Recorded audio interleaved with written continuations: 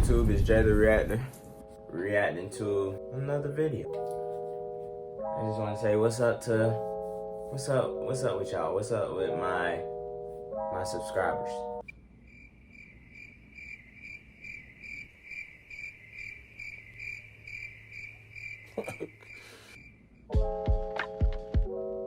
Okay then.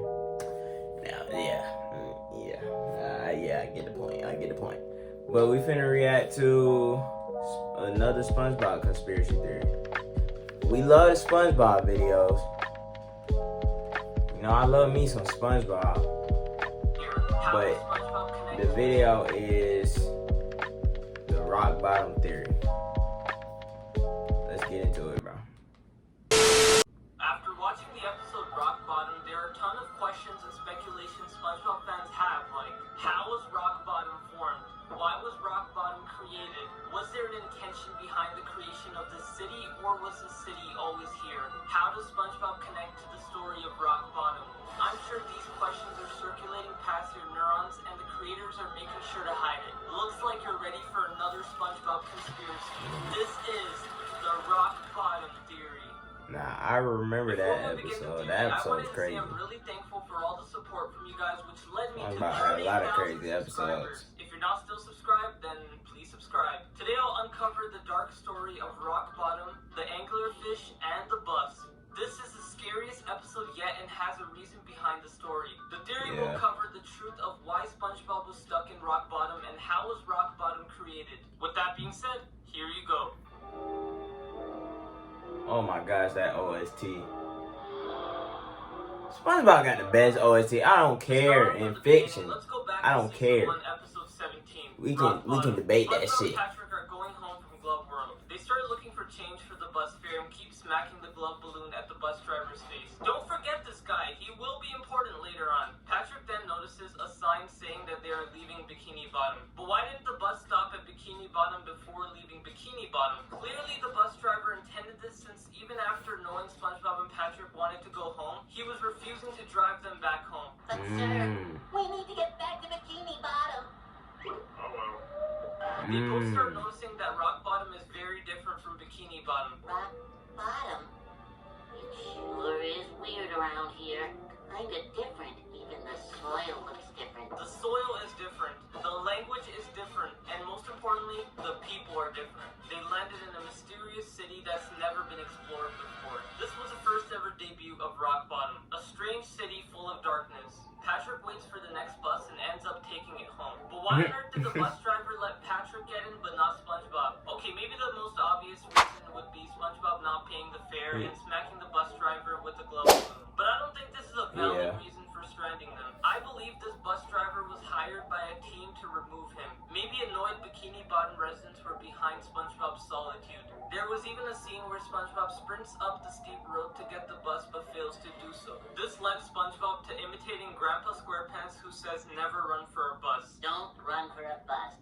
Especially one that's going up at a 90-degree angle. Especially one that's going up at a 90-degree angle. A question that pops up in my mind. Why would Grandpa SquarePants say this, and is there any deep meaning? Well, we do know in reality the only road going up on a 90-degree angle is a road that separates Bikini Bottom and Rock Bottom. So we know Grandpa SquarePants is referring to the Rock Bottom road, but why? Strictly the only possible reason is that Grandpa SquarePants was in the same position as SpongeBob when he was visiting Glove World. He must have been annoying just like SpongeBob and was tricked into leaving Bikini Bottom. Luckily, Grandpa SquarePants came back to Bikini Bottom to share his wisdom. But forget him. Let's talk about SpongeBob. Why on earth would everyone want to get rid of SpongeBob? He's annoying as shit. He's annoying. There are several characters in the show that are affected by him, such as Squidward, Pearl, Mrs. Puff, and sometimes even Plankton. And these are just a couple characters I pointed out. So even Gary. His own pet snail. Intended bus driver who is responsible for dropping SpongeBob to Rock Bottom. SpongeBob begins to wait for the next bus and seems to only show up when SpongeBob is caught. Oh, and like that other episode where he where the whole town tricked him and he was like by himself.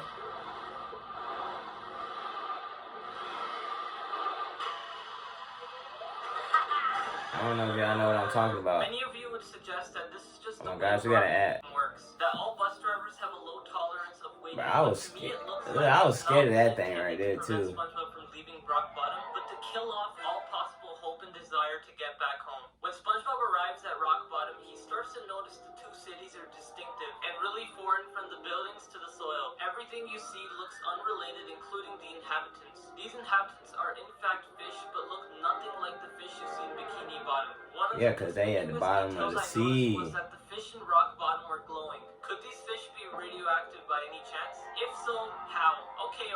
Before we tackle anything serious, let me ask you a simple question. How was rock bottom created? Well, this question may sound really philosophical. You gotta think of like real life, like it's the bottom of the sea. What may have caused it's like creatures that you probably never seen before. Separates it from everything else. Ladies and gentlemen, I think I've never been studied. To this unrevealed question. Remember Bikini Atoll? It's time to tell the world the truth about rock bottom. So we all know that Bikini Atoll was a nuclear testing site located in the Pacific Ocean, where U.S. government performed nuclear testing to perfect the size of nukes. In 1999, when Steven Hillenburg created SpongeBob, he chose a setting to be located at Bikini Bottom, based on the Bikini Atoll Islands. We are all familiar that nuclear explosives carry a range of harmful radiations that cause mutations in cell structures. An example of a real-life situation is the Hiroshima and Nagasaki bombings, where the United States detonated explosives to Damn, bitch, am I in school? Well, studies today suggest that the people are still suffering from the mutations. I ain't gonna lie, I am confused. Enough of all that. How does all this relate to Bikini Bottom? Well, we know that the fish in Bikini Bottom were evolved to talk and act like humans through the aid of radiation, but what makes the fish in rock bottom so special? I think the city of rock bottom was in closer proximity to the nuclear testing site, which resulted in a higher level of radioactivity in the city. I mean, the radioactivity is so high that the soil in rock bottom has linguistic abilities. Even the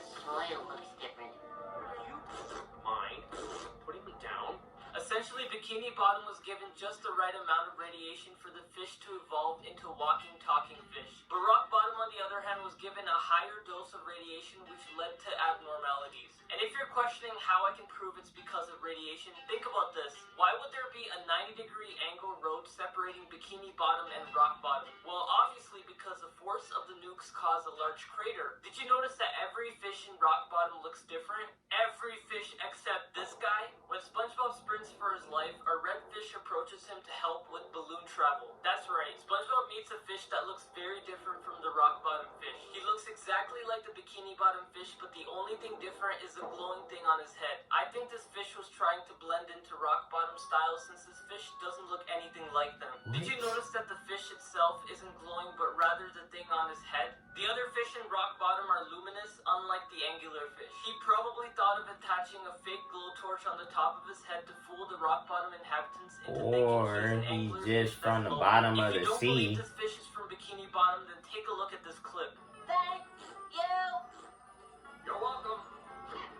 If this fish is from rock bottom, then why doesn't he talk like the other fish? You know, raspberries after every few words. He speaks the exact same language as Bikini Bottom. Hold on, he going somewhere with this. Think about this. He was the only one who knew how to get SpongeBob out of Bikini Bottom through balloon travel. And one question that comes up in my mind, how on earth did he even get there? I'm thinking he was probably forcefully taken there the same way SpongeBob was. But then, why didn't he even go back? Time to scratch beneath the surface. Oh shit! He kind of had a point there. After watching Rock Bottom, I noticed it was obviously portrayed that the anglerfish wasn't a Rock Bottom native, but instead suggested to originate from Bikini Bottom. And with all crazy stuff aside, why isn't Incidental 211 making an attempt to use a balloon and go back to his hometown? Well, the most obvious thing floating through your mind is that he got used to it or grown to love life in Rock Bottom. We know for sure that nothing is preventing him from going back to Bikini Bottom if he had the chance to steal SpongeBob's balloon and use it to get back home without returning it. Maybe he wants to live there. Or maybe he's brainwashed to live there. Let me explain. In the episode SpongeBob's Big Birthday Glow, SpongeBob invited a ton of fish, and in his house we see the glowfish. If the glowfish successfully reached Bikini Bottom, why didn't he stay, or why didn't he attempt to come there in the previous seasons if he was from there? If that doesn't convince you, then take a look at this clip. Tell me what you see. Why were you waving at us and then running away? Huh? I can't understand your accent.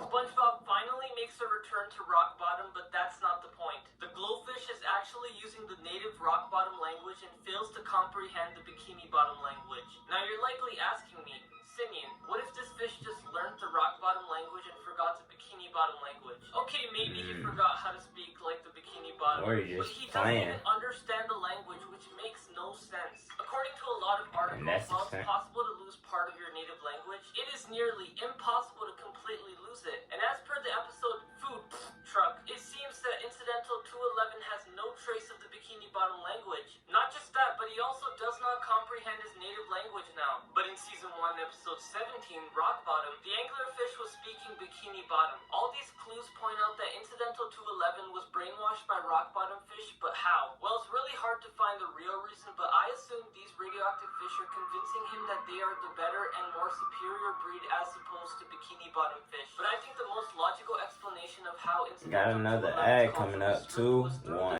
radiation. As we know from the beginning of the theory, these fish are extremely radioactive to the point where they are constantly emitting radio frequencies. This phenomenon is called the photoelectric effect, which is about electrons being emitted when Bro, I feel like I'm in school right now. Man, this is the first time the high school chemistry teacher actually came in handy. Thank you, Mr. Armstrong, for teaching me chemistry. Some evidence I found in the episode Food Truck suggests that Rock Bottom is a depressing city. When I first watched this episode, I came across a scene where the fish were living inside a fucking coffin. But the intent the writers had was to portray the emptiness of Rock Bottom through a graveyard full of unoccupied graves. This is scary. And on top of all this, you guys keep telling me it's a kid's show. Anyways, the symbolism does not make sense at all since we literally for a fact know that they are alive, right? Oh boy, was I wrong. Could these fish be dead?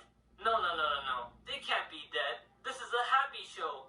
Heavens to Betsy, what the fuck is this? What am I watching? In the episode The Night Patty, SpongeBob was hitting a night shift and serving to rock bottom inhabitants, and this happens. SpongeBob serves them normal patties, which everybody seems to hate. Then flukes his way into making night patties, which everyone seems to love. But what I find weird about the patties are that they are holographic. That's right, these rock bottom fish prefer ghost-looking patties over regular Krabby Patties. This could point out that the rock bottom fish are dead. And if you think about it, it makes real sense. The radioactivity must have caused the death of these fishes. Every single fish. Every single fish, including Incidental 211. Yes, he is dead. Why do I say that? Look at this clip. The man hates regular food and prefers a night patty. You want to know something that ghosts are really good at? Vanishing. In the Food Truck episode, we see Incidental 211 vanishing from SpongeBob and Squidward, which prove that he is a ghost. I hate to say this, but this fish was killed by all that radiation and brainwashing, which caused him I mean, to the new trust SpongeBob people episodes ghosts. don't count. And This this is might be a ass. logical explanation on why he never took the This glove is back so to Bikini ass. Bottom. He was dead. May his soul rest in peace.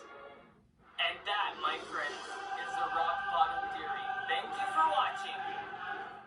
If you think about it, SpongeBob must be a lucky boy, because if SpongeBob went to rock bottom without a balloon, he would never return, since the balloon is what he I ain't gonna lie, it was hard for me to understand what was really the point of this.